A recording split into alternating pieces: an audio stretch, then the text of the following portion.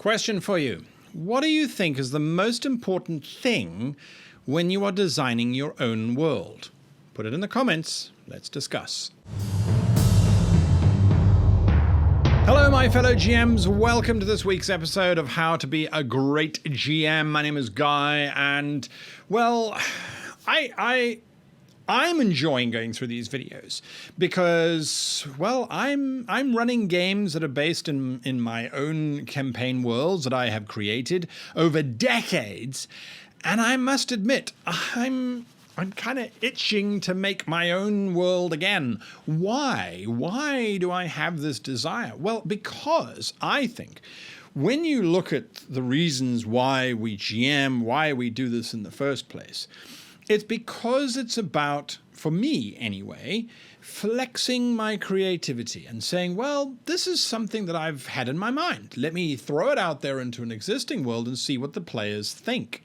And letting them roam around this world and allowing us to all explore the contents of this world together. I do find it a lot of fun. And I also have made a lot of worlds which I've gone, that was incredibly bland. I'm moving on. Thank you for playing. So I think we need to be aware of why we do these things and find the joy in them.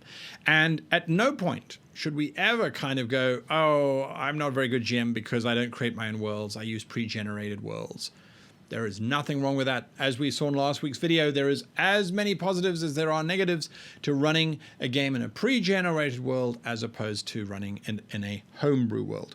Now, we have to start somewhere on the channel. We have to decide, well, are we going to start here or are we going to start there in terms of what are we talking about in terms of the video sequences? So we've decided to start. That is to say, I have decided to start, and that's how the book starts as well. If you don't know what I'm talking about, the book, The Practical Guide to Becoming a Great GM, is the book that I had wrote and that this entire series is based on. That started at the beginning of the year. If you haven't watched those episodes, go and check them out. Now, we decided that we're going to start with homebrew. Why? Well, because homebrew of the bunch is, in my opinion, the part that needs the most work from you as a GM. And there are so many little steps and things in it that I have found that have really worked for me over time that I thought, let me share them with you.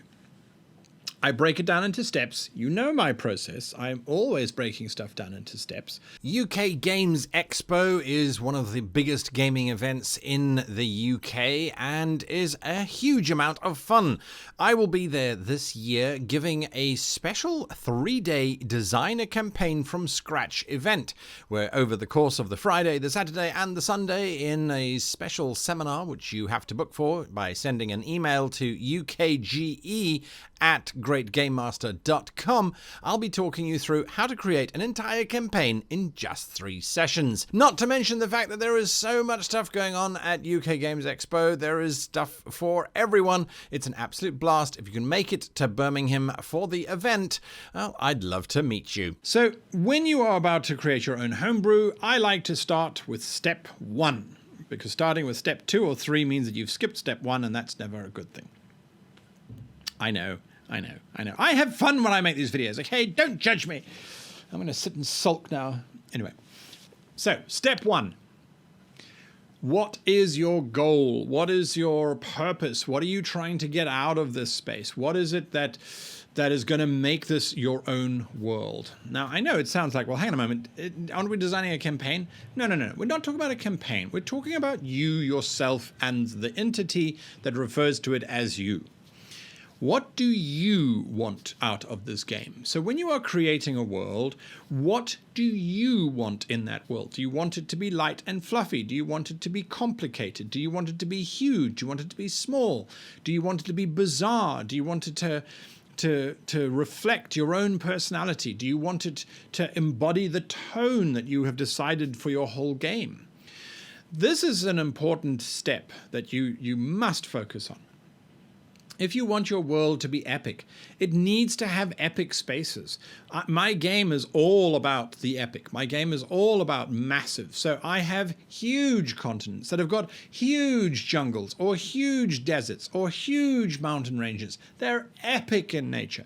Yes, there's smaller little ones here and there, and those I use for regional encounters and adventures and things. But generally speaking, I want to embody into my world that. If I wanted, well, not if I wanted, when I created the world for the Karos Stones, which was a campaign that I ran many years ago on Saber Dice, which was exploded outwards. I was like, I need these things to be exploded out because it's interesting. What would life be like on the outer side? And I went, well, that's where the elves live. What would life be on in the inner one? Well, that's the humans and the centaurs and the orcs and all of that kind of thing. What would life be like at the core? It would be dark. It would be not the Underdark, because the Underdark is in caves. This has sky, but the sky is denied to them by all of the things above them. So, and all of the things above them fall down onto this rubbish dump space thing. Life there is going to be very different.